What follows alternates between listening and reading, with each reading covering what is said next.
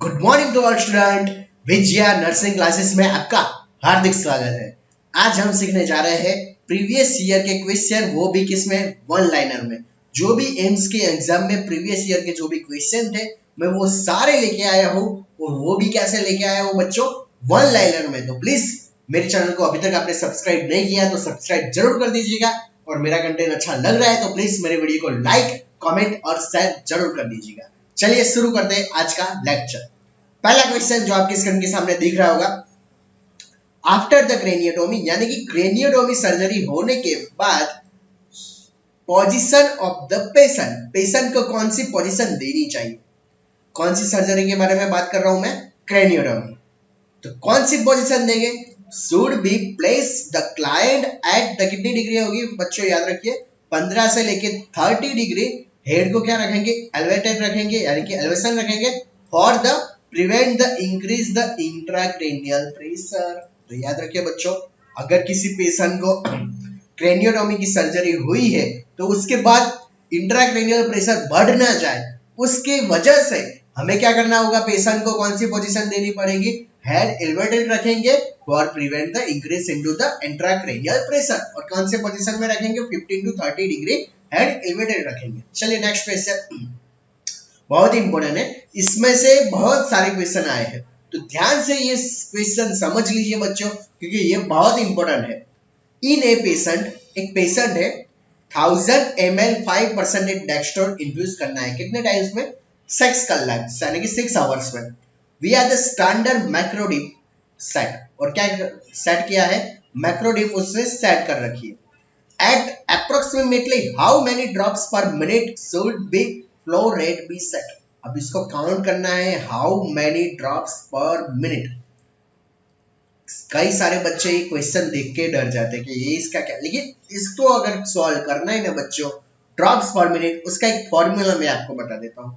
हर बार ये फॉर्मूला आप याद रखिए बच्चों, फ्लो रेट यानी कि क्या आएगा, टोटल वॉल्यूम इनटू क्या आएगा बच्चों, ड्रॉप फैक्टर अपॉन टाइम। ये टाइम लेकिन याद रखिए बच्चे इन मिनट में है, यहाँ पे सारे बच्चे गलती कर बैठते हैं। टाइम किस में है बच्चों, मिनट में है, तो यानी टाइम को हमें किस में कन्वर्ट करना पड़ेगा, मिनट में पहले हमें कन्वर्ट करना पड़ेगा ना। यस तो देखिए इसमें टोटल वॉल्यूम कितना दिया हुआ है, देख लीजिए टोटल वॉल्यूम कितना है, 1000 ml। ओके 1000 ml यहाँ पर लिख देंगे।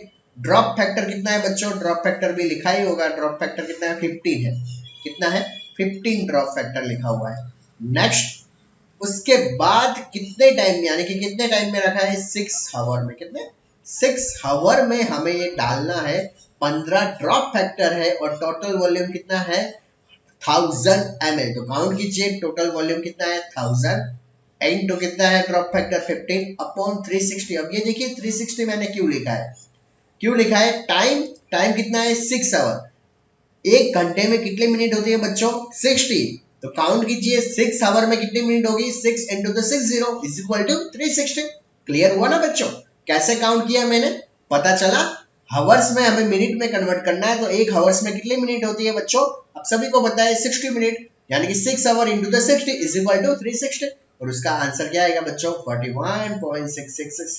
यानी कि अगर कहीं भी एग्जाम में आपको ऐसा क्वेश्चन आए बच्चों, कौन सा question, how many drops factor पर मिनट, ड्रॉप्स फैक्टर के रिलेटेड कोई भी क्वेश्चन आए तो याद रखिए बच्चों, उसको सॉल्व कैसा करना है, टोटल वॉल्यूम लिख दीजिए, इनटू क्या कर दीजिए, ड्रॉप फैक्टर कर लीजिए, और टाइम किस में रखना है बच्चों, वो बात हमेशा याद रखनी, किस में रखना है बच्चों, टाइम इनटू द मिनट में। तो सही आंसर इसका क्या आ जाएगा, 41.66।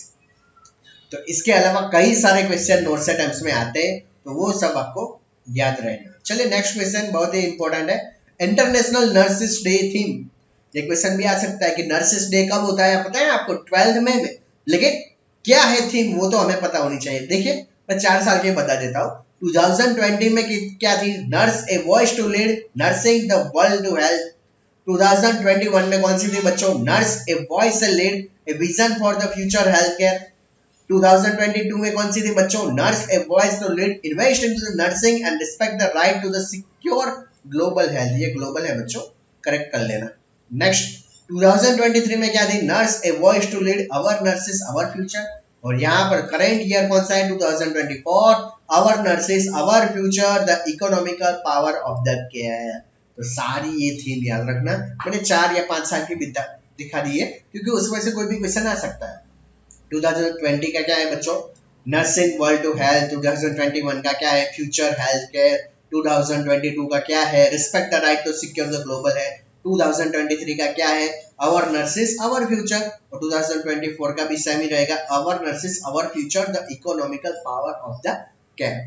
चलिए नेक्स्ट क्वेश्चन, ये बहुत इंपॉर्टेंट है बच्चों। For a symptom of the schizophrenia, याद रखिए एसोसिएशन, अफेक्ट, एम्बिवैलेंस और last one is the autism. इसमें याद रखिए ये सारे मैंने बताए ना, फॉर ए सिम्टम, ये सीक्वेंस आपको याद रखनी पड़ेगी। पहली सीक्वेंस में क्या आएगा बच्चों, एसोसिएशन। दूसरे में हमेशा याद रखिए बच्चों affect, ambivalence, last one is the autism. यानी कि फॉर ए सिम्टम आपको याद रखना है बच्चों association, affect, ambivalence and the last one is the autism. फिर से बोल रहा हूं बच्चों, आप भी बोलने की प्रैक्टिस कीजिए ताकि ये सारे क्वेश्चन आपके भेजे में आ जाए, आपके ब्रेन को इजीली कैचअप कर ले। Association, affect, ambivalence and the autism. It is the correct answer of the for a symptom. Association, affect, ambivalence and autism. चलिए नेक्स्ट क्वेश्चन आपके स्क्रीन के सामने आ रहा होगा। चलिए बहुत इंपॉर्टेंट क्वेश्चन है।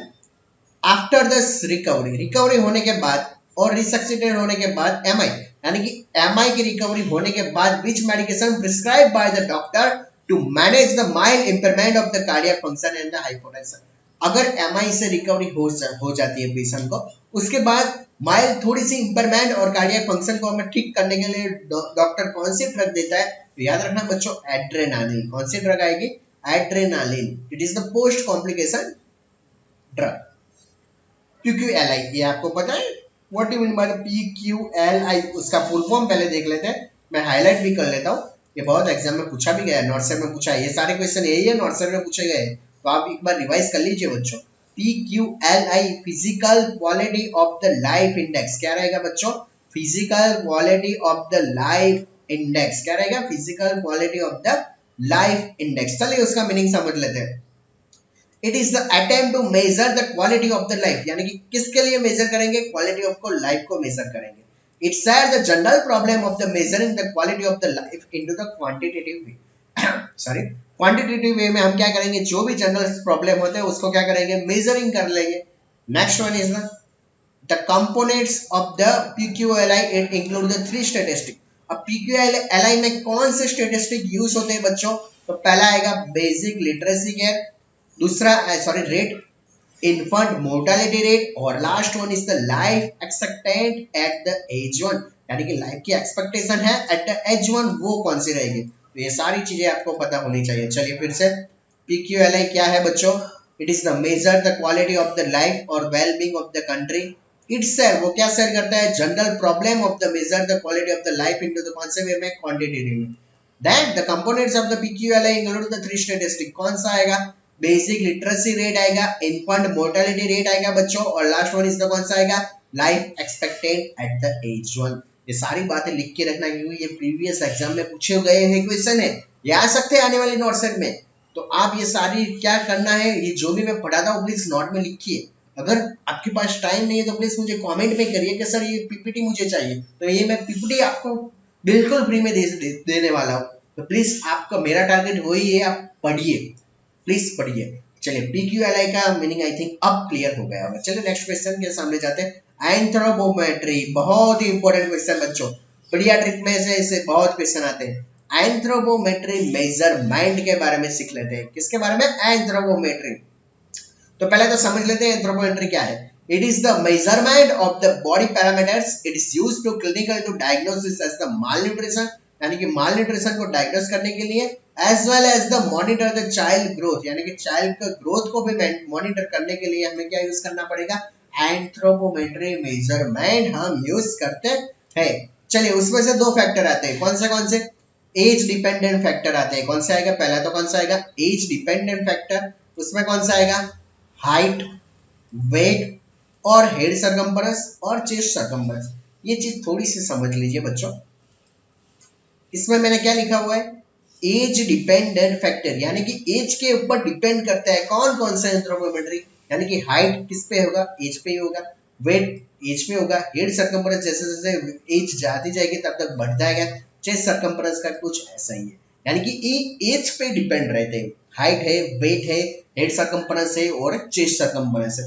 दूसरे क्या आएगा, एज इंडिपेंडेंट, यानी कि एज का क्या रहेगा, इंडिपेंडेंट रहेंगे फैक्टर इंक्लूड, तो उसमें कौन से आएंगे, पहला तो mid arm circumference, weight for the height, उसके बाद skin fold thickness, mid upper arm या फिर हाइट रेशियो, ये सारी चीजें जिसमें आएगी एज इंडिपेंडेंट, उसमें कौन सा आएगा बच्चों, mid upper arm circumference, weight for the height, skin fold का थिकनेस और द मिड अपर आर्म या फिर हाइट रेशियो, ये सारी चीजें आपको पता होनी चाहिए। तो एंथ्रोपोमेट्री मेजरमेंट पता चल गया, it is the measurement of the body parameters, it is used to clinic to diagnose the malnutrition as well as the monitor the child growth into the population। age dependent factor में height, weight, head circumference, chest circumference, age independent factor में mid arm circumference, weight for the height, skin fold thickness और the mid upper arm या फिर height ratio।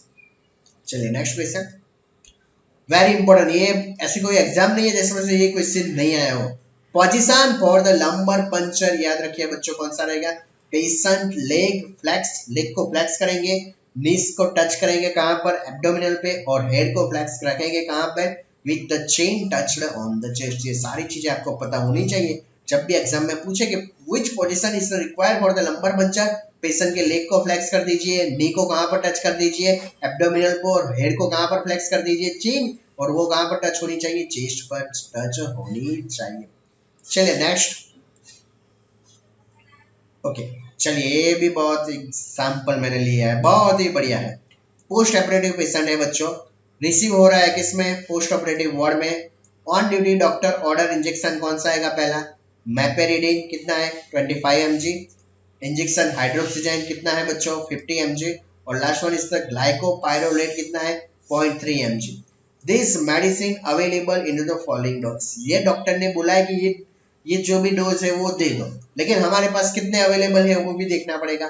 जो injection मैपेरिडीन है कितना है 50 mg, हाइड्रोक्साइन है वो कितना है बच्चों 100 mg पर 2 ml है, और ग्लाइकोपाइरोलेट कितना है 0.3 mg पर ml है। ऑन ड्यूटी एज नर्सिंग की आपकी ड्यूटी लगी है तो कैलकुलेट डोज कीजिए और कितना टोटल डोज देना पड़ेगा टू इंक्रीज दिस पेशेंट। कितना जबरदस्त क्वेश्चन है, ऐसा क्वेश्चन पूछा था। अब ये देखिए आप कितना बड़ा लगता है क्वेश्चन, तो ये पढ़ते पढ़ते बच्चे क्या हो जाते हैं, बोर हो जाते हैं, ये ऐसा आंसर कैसा आएगा, कुछ कंफ्यूज हो जाता है। कंफ्यूज मत हो बच्चों, मैं आपको दिखा देता हूँ। चलिए order dose of this medicine, एक बार पहले आप ऑर्डर एक बार लिख लीजिए, जो पहले देना है डॉक्टर ने बोल के गया, ये है ना 25 mg, डॉक्टर ने बोला कि मैपेरिडीन दे दीजिए, उसके बाद इंजेक्शन हाइड्रोक्लोराइड दे दीजिए 50 mg, और लास्ट वन इसका ग्लाइको कौन सा है, ग्लाइकोपाइरोलेट 0.3 mg, ये डोज है ना डॉक्टर ने बोला है। तो ये एक बार अपना क्या कर लीजिए, एक बार साइड में लिख दीजिए। अब हम क्या काउंट करेंगे, अवेलेबल डोज, हमारे पास कितने अवेलेबल डोज है वो देख लेते हैं। अवेलेबल डोज कितने हैं, मैपेरिडीन 50 mg है, हाइड्रोक्साइन हाइड्रोक्लोराइड कितना है 100 mg पर 2 ml है, याद रखना बच्चों, और ग्लाइकोपाइरोलेट कितना है बच्चों 0.3 mg पर dl है। तो अब हम क्या करें, सिंपल सा लॉजिक है, कुछ आपको माइंड की जरूरत दौड़ाने की जरूरत नहीं है। उसमें क्या करना है, फॉर्मूला रख दो easily, required dose upon the order, या फिर क्या रहेगा desired dose upon into the available order है डोज, पता चला। रिक्वायर्ड डोज को लिख दीजिए या फिर ऑर्डर जो डॉक्टर ने लिखा है वो लिख दीजिए, अपॉन किसको कर लीजिए, अवेलेबल डोज, जो डॉक्टर ने बोला है वो ऊपर रख दीजिए, जो हमारे पास है वो नीचे रख दीजिए, इनटू द ml। देख लेते हैं, चलिए मैपेरिडीन का काउंट करते हैं। 25 ml क्या था, डॉक्टर ने बोला था, इनटू 1 ml ही था, अपॉन कितना है हमारे पास 50 mg, तो काउंट करके कितना आएगा ml में 0.5 ml आएगा बच्चों। पहले क्लियर हुआ, तो मैपेरिडीन हम कितनी देनी पड़ेगी 0.5 ml देनी पड़ेगी। चलिए नेक्स्ट, हाइड्रोक्सीजाइन हाइड्रोक्लोराइड कितना है, तो याद रखिए उसमें कितना था 50, ये आई थिंक 50 होगा, एक बार देख लेते हैं। ओके ये 50 है, आई थिंक मिस्टेक से ये 59 होगा, ये क्या है बच्चों 50, यानी कि कितना बोला है डॉक्टर ने 50, और हमारे पास कितना है अवेलेबल 100 mg है। लेकिन ये देखिए बच्चों यहीं पे तो मिस्टेक कर लेते हैं हम, कितना है अपॉन 2 ml, तो याद रखिए 50 mg इंटू द कितना आएगा, याद रखिए 2 आएगा, एंड अपॉन कितना आएगा बच्चों, अपॉन कितना आएगा अवेलेबल हमारे पास जो भी है कितना 100, तो इज इक्वल टू कितना आएगा 1 ml। ये जो है फॉर्मूला उस पे है सारी चीज, इसमें लिखा है 100 mg पर 2 ml यानी कि वो। चलिए मेपेरिडीन कितनी देनी है 0.5, हाइड्रोक्सी कितनी देनी है 1 ml, ग्लाइकोपाइरोलेट कितनी देनी है 0.3 था और हमारे पास भी 0.3 है, तो इस इक्वल टू कितना आएगा बच्चों 1 ml। तो काउंट कीजिए 0.5 और फिर 1 और फिर 1, तो कितना आएगा बच्चों total volume of the medicine का कितना आएगा 0.5 1 1 1 इज इक्वल टू 2.5 ml। अब क्लियर हुआ बच्चों? आई थिंक मैंने दो फॉर्मूला आज सीखा है, ड्रॉप फैक्टर वाला और रिक्वायर्ड डोज। ये रिक्वायर्ड डोज में यही करना है कि कितना ऑर्डर डॉक्टर ने बोला है और कितना हमारे पास है इनटू ml, बस छोड़ देना है, इजीली आंसर आपको पता चल जाएगा। चलिए next question, best site of the IM injection into the infant. Infant के लिए IM इंजेक्शन के लिए कौन सी बेस्ट साइट है, तो आप सभी को पता है कौन सी आएगी बच्चों, वास्टस लेटरालिस मसल। कौन सी आएगी बच्चों, वास्टस लेटरालिस मसल आएगी। चलिए next, okay in infant tachycardia, infant में टेकिकार्डिया का मीनिंग क्या रहेगा बच्चों, मोर देन 160 हार्ट बीट। चलिए वुंड डिहेसेंस का मीनिंग मैं बता लेता हूँ क्या है। What you mean by the wound डिहेसेंस, यानी कि उससे क्या बोला जाता है wound डिहेसेंस, it is the surgical complication, surgery की कॉम्प्लिकेशन है। वहां पर क्या होता है, जो भी इंसिजन या फिर कट लगाया है ड्यूरिंग द सर्जिकल प्रोसीजर, जब भी हमने सर्जिकल प्रोसीजर की है वहां पर जहां कट या इंसिजन लगा है वो क्या हो जाता है, रीओपन हो जाता है बच्चों, क्या हो जाता है रीओपन, और उससे क्या बोला जाता है वुंड का क्या हो जाना, ब्रेक डाउन होना, डिस्टर्बेंस होना या फिर सप्रेशन होना। Partial dehiscence means that the edge of the incision have the pulled apart in the one or small area, यानी कि कुछ पार्ट्स क्या हो गए बाहर की तरफ निकल गए, उसे क्या बोला जाता है डिहेसेंस बोला जाता है। डिहेसेंस का मीनिंग पता चल गया, जो भी हमने सर्जरी के दौरान हमने क्या किया था, इंसिजन या कट लगाया था वो क्या हो जाएगा, रीओपन हो जाएगा बच्चों। चलिए next, postpartum insertion of the intrauterine device, यानी कि जो पोस्टपार्टम आफ्टर डिलीवरी हमें कितने टाइम में उसे इंसर्ट करना होगा, तो याद रखिए after delivery of the baby within the 48 hour. ये क्वेश्चन भी बहुत शानदार है, कितने टाइम में देना है बच्चों, after the delivery within the कितने टाइम में 48 आवर्स में ही हमें क्या करना है, postpartum insertion of the intrauterine device. Next question, okay best position of the patient after the lumbar puncture to prevent the CSF. अब मैंने अभी तक जो पढ़ाया था, अभी बीच में जो पढ़ाया था वो क्या है, during the procedure of the lumbar puncture, लेकिन आफ्टर लंबर पंचर कौन सा रहेगा बच्चों, तो याद रखिए आफ्टर लंबर पंचर कौन सा रहेगा, फ्लैट या फिर कौन सी पोजीशन देखिए, सुपाइन पोजीशन। चलिए न्यूमोथोरैक्स का मीनिंग बता दीजिए, न्यूमोथोरैक्स में क्लिनिकल फाइंडिंग कौन से देखने को मिलती है, absent of the breath sound at the right side, right side में अगर ब्रीथ साउंड का एब्सेंट देखने को मिल जाए तो उसे क्या बोला जाता है, न्यूमोथोरैक्स बोला जाता है। Which electrolyte imbalance is the associated with the loop diuretics? loop diuretics में कौन से इलेक्ट्रोलाइट की इम्बैलेंस होने की संभावना ज्यादा रहती है, तो याद रखिए हाइपोकैलेमिया। किसकी होगी बच्चों, हाइपोकैलेमिया।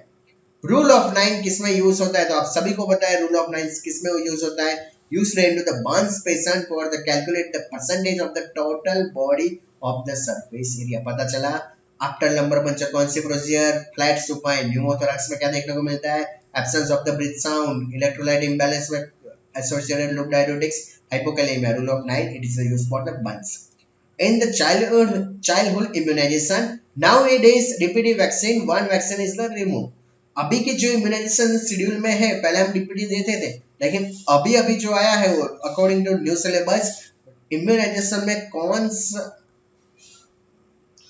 ओके डीपीटी में से कौन सी वैक्सीन को हमने दूर कर दिया है। क्यों दूर किया है बच्चों, क्योंकि उसकी साइड इफेक्ट क्या थी, बहुत ज्यादा। तो in the childhood immunization nowadays into the DPT vaccine, one vaccine is the removed due to the occurrence of the large number of the side effect। बहुत ज्यादा साइड इफेक्ट थी, इसकी वजह से उसको निकाल दिया है। उसका नाम क्या है बच्चों, पर्टूसिस। अभी ये डीटी देखने को मिलेगा, डीपीटी नहीं देखने को मिलता। चलिए next question, complication of the mumps sink into the adult. अगर शुरुआत में अगर क्या बोलते हैं इन्फेंट या टोडलर की एज में अगर मम्स हो चुका है तो एडल्ट में जाते उसमें कौन सी कॉम्प्लिकेशन देखने को मिल सकती है बच्चों? इनफर्टिलिटी। ये चीज बहुत याद रखना। कौन सी आएगी बच्चों? Infertility. Dose regimen of the Gardasil HPV vaccine. चलिए एचपीवी वैक्सीन को हम पूरा पढ़ लेते हैं।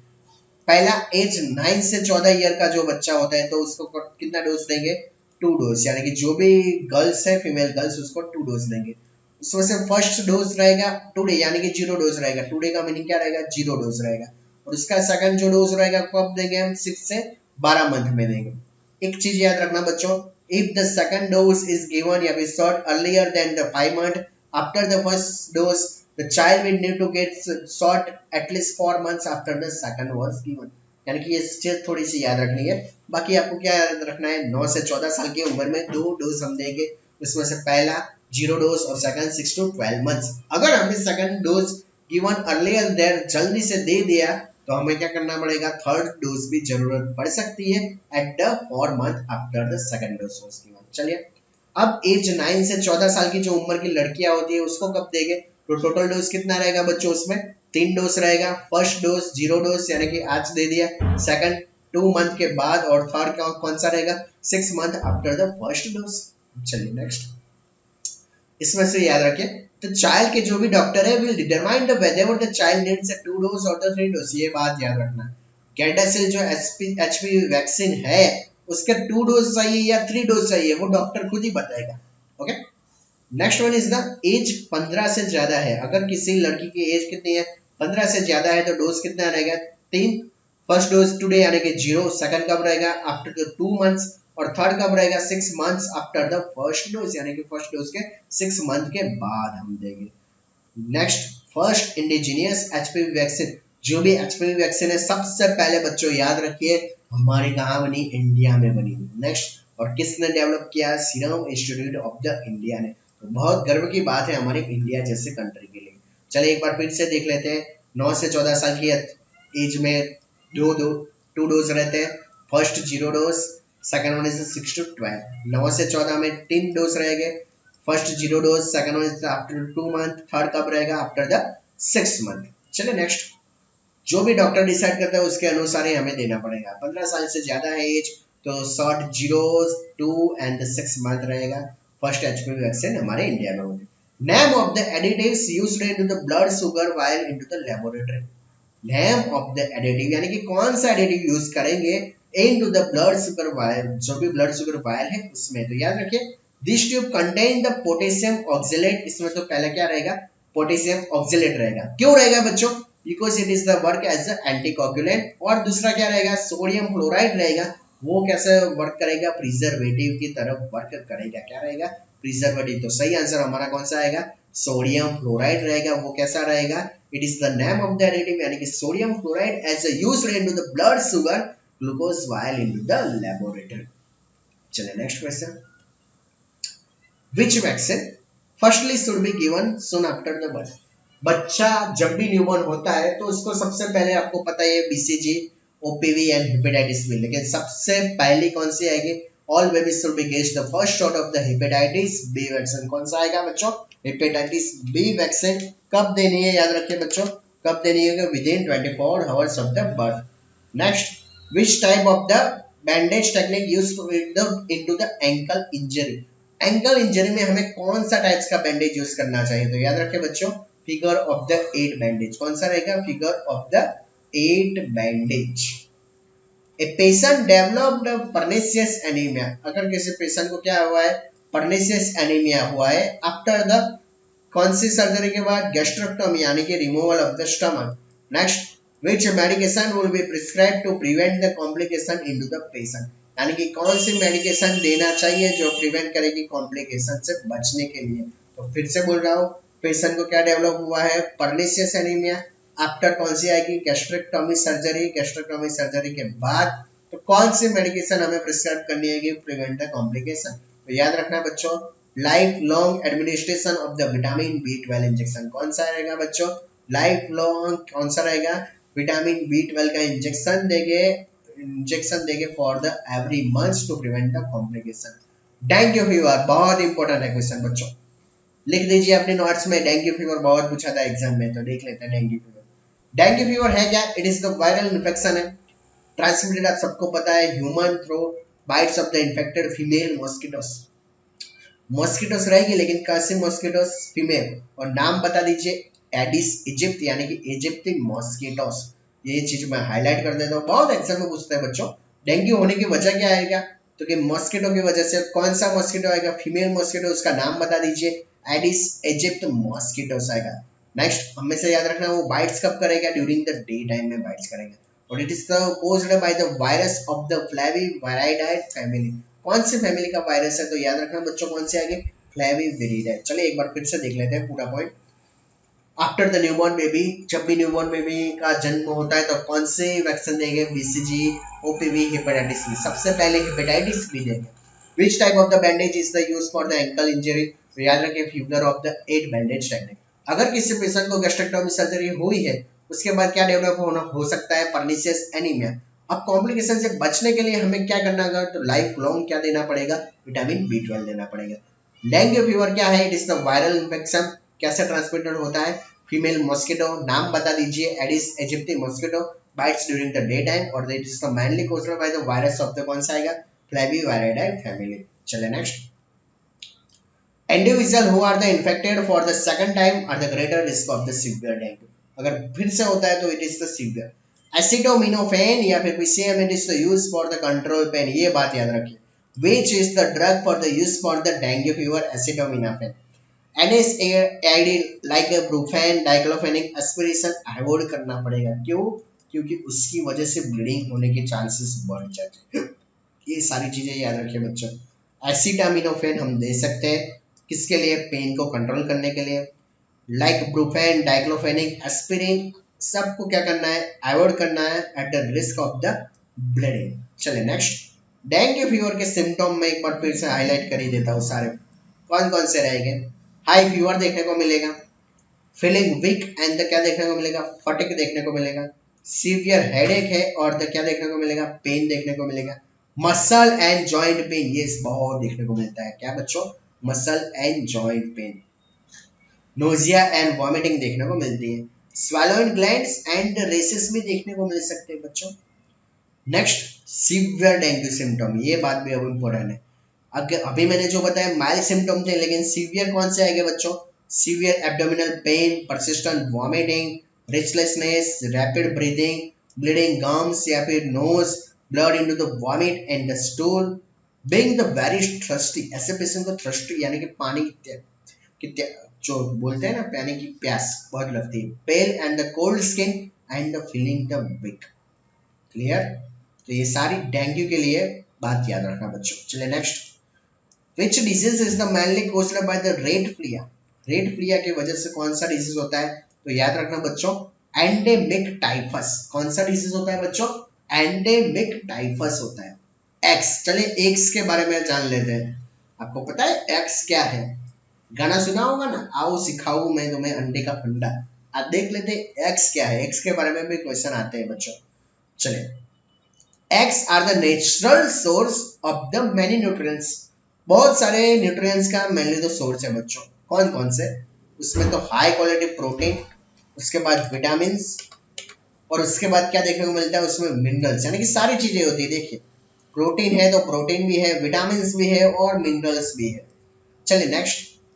Components of the average egg, क्या क्या होता है एग में? कैलोरी देखिए बच्चों, 70 किलो कैलोरी मिल जाती है। उसमें से 5 ग्राम कितना रहेगा? 5 ग्राम्स क्या रहेगा? फैट रहेगा। और 6 ग्राम तो कितना रहेगा? प्रोटीन रहेगा। और with the 9 essential amino acid. ये चीज आप खोपड़ी में रख दीजिए, कितना बेनिफिट रहता है। देखिए बच्चों, कंपोनेंट्स क्या रहेगा? कैलोरी 70 किलो कैलोरी, कितना रहेगा? 5 grams of the fat and the 6 gram of the protein with the all 9 essential amino acid। तो ये सारी चीजें पता होनी चाहिए बच्चों एग के रिगार्डिंग। चलिए नेक्स्ट। चलिए एनपीयू याद रखिए, नेट प्रोटीन यूटिलाइजेशन। क्या बोल रहा हूं मैं? नेट प्रोटीन यानी कि प्रोटीन यूटिलाइजेशन कितना होता है? तो याद रखिए बच्चों, अबाउट 100, यानी कि सारा। एग एंड मिल्क, एक दो ही चीज ऐसी है जिसमें एनपीयू सबसे ज्यादा रहता है। वो क्या रहेगा? Egg and milk. And almost कितने सारे के सारे 9 एसेंशियल एमिनो एसिड भी रहते हैं, so that the egg and milk protein को हमें क्या बोला जाता है, known as the reference protein, यानी कि जब भी हमें प्रोटीन की डेफिशिएंसी होती रहती है ना बच्चों, तो आपको बोला जाता है कि एग खाइए। क्यों खाइए, क्योंकि इसकी वजह से प्रोटीन जो है ज्यादा मात्रा में हमें मिल सकता है। It is the high LPU value, यानी कि net protein utilization value of the egg. चलिए नेक्स्ट।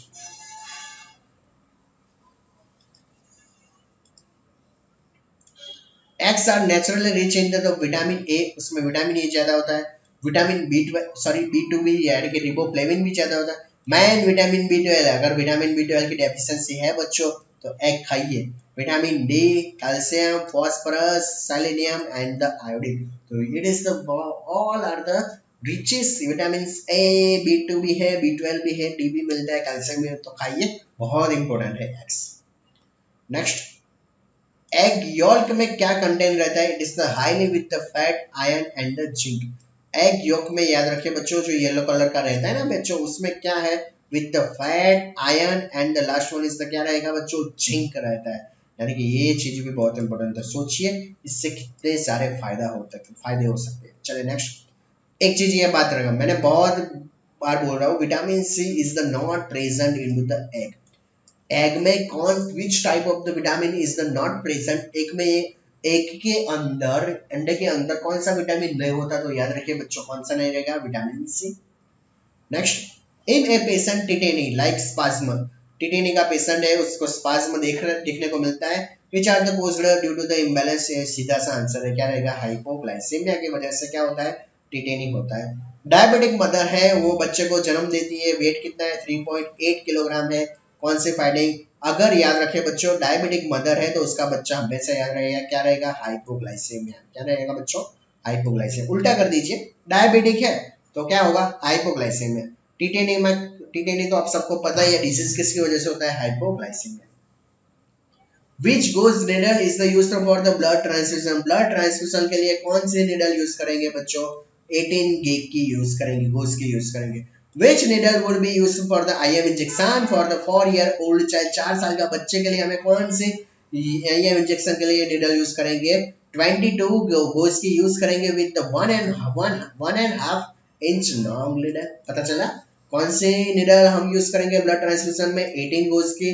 कौन सी needle यूज करेंगे आईएम के लिए, 4 ईयर के जो बच्चे हैं उसमें 22 गोज की with the 1.5 inches long. TPN कौन सा टाइप्स का सॉल्यूशन है बच्चों, हाइपर ऑस्मोलर। कौन सा रहेगा बच्चों, हाइपर ऑस्मोलर रहेगा। एक बार मैं क्लिक कर देता हूं, ओके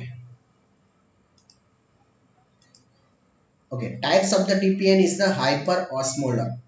एक पेशेंट को क्या है, सर्वाइकल कैंसर है, और उस पेशेंट को क्या डाला हुआ है, इंटरनल रेडियम इम्प्लांट किया हुआ है। Then which position should be place the client to prevent the dislodgement, यानी कि डिसलॉकमेंट नहीं हो तो उसके लिए हमें क्या ध्यान रखना पड़ेगा, तो कौन सी चीज याद रखनी पड़ेगी, याद रखिए पेशेंट को हमेशा ऐसे में place the client into the, कौन सा पोजीशन देना पड़ेगा, कौन सा बच्चों, सुपाइन पोजीशन, बहुत इंपॉर्टेंट है, कौन सा पोजीशन देना पड़ेगा, सुपाइन पोजीशन। चलिए next. Honey like crust formation देखने को मिलता है into the mouth, into the baby, तो आइडेंटिफाई दिस कंडीशन। जब भी आपको क्वेश्चन में कभी भी याद रखिए बच्चों, हनी लाइक क्रस्ट देखने को मिलता है ना, तो सीधी सी बात है, आप आंख बंद करके उसका आंसर देख लीजिए, इम्पेटिगो। कौन सा आएगा, इम्पेटिगो। कौन सा आएगा, इम्पेटिगो। हनी लाइक क्रस्ट देखने को मिलता है माउथ के अंदर, तो उसको क्या बोला जाता है, इम्पेटिगो। क्या बोला जाता है बच्चों, impetigo. Clear. Type of the TPN कौन सा है, हाइपर ऑस्मोलर। अगर सर्वाइकल कैंसर है, इंटरनल रेडियम इम्प्लांट किया है, तो कौन सी पोजीशन दोगे, place the client on the, कौन सी पोजीशन आएगी, सुपाइन पोजीशन। चलिए next question, okay, very important. आज का लास्ट क्वेश्चन मैं दिखा लेता हूँ। 6P sequence of the ET intubation. अगर इंट्यूबेट कर रहे हो पेशेंट को, तो क्या चीजें हमारी जो सीक्वेंस है क्या रहेगी, तो पहले क्या रहेगी, प्रिपरेशन। ये क्वेश्चन आया है बच्चों, याद रखिए। Second one is the pre oxygenation, preparation कर लीजिए, प्री ऑक्सीजनेशन कर लीजिए, प्री ट्रीटमेंट कर लीजिए। चलिए स्टार्ट में क्या करेंगे, प्रिपरेशन कब करेंगे, 10 मिनट्स बिफोर द इंट्यूबेशन। याद रखिए बच्चों, जब भी हमें ईटी इंट्यूबेट करना है तो क्या क्या चीज करनी पड़ेगी, तो सबसे 10 मिनट बाकी है तो 10 मिनट के पहले हम प्रिपरेशन करेंगे। प्री ऑक्सीजनेशन देगी, यानी कि ऑक्सीजन की कमी ना हो इसके लिए क्या करेंगे, 5 मिनट बिफोर द इंट्यूबेशन और last one is the pre treatment. अगर कुछ ट्रीटमेंट देना है तो 3 मिनट से पहले ही हमें क्या कर देना है, ट्रीटमेंट देना है। क्लियर? प्रिपरेशन कर लिया, ऑक्सीजन दे दिया, ट्रीटमेंट दे दिया। Preparation oxygen treatment, preparation oxygen treatment, ऐसा बोलते रहिए तभी तो याद रहेगा बच्चों। Preparation oxygen and treatment.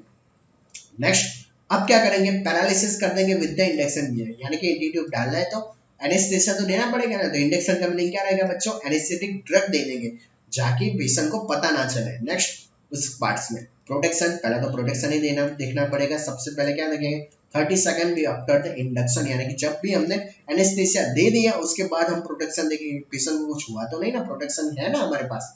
उसके बाद प्लेसमेंट यानी कि इंट्यूबेट कर देंगे। फिर 45 सेकंड आफ्टर द इंडक्शन, जब भी हमने एनेस्थेटिक ड्रग दे दी उसके बाद 45 सेकंड में हम क्या कर देंगे, प्लेसमेंट दे देंगे। और जब भी हमने इंट्यूबेट कर दिया उसके बाद उसका मैनेजमेंट करेंगे, यानी कि कुछ दिख रहा है लीकेज है या फिर कुछ कंडीशन देखने को मिल सकती है तो हमें मैनेज करेंगे 60 सेकंड्स आफ्टर द इंडक्शन, यानी कि 60 सेकंड के अंदर। पता चला, preparation oxygen treatment is the severe action. उसके बाद इंडक्शन एनेस्थेटिक ड्रग दे दीजिए, उसके बाद प्रोटेक्शन ले लीजिए, प्लेसमेंट कर दीजिए और पोस्ट इंट्यूबेशन मैनेजमेंट कर दीजिए।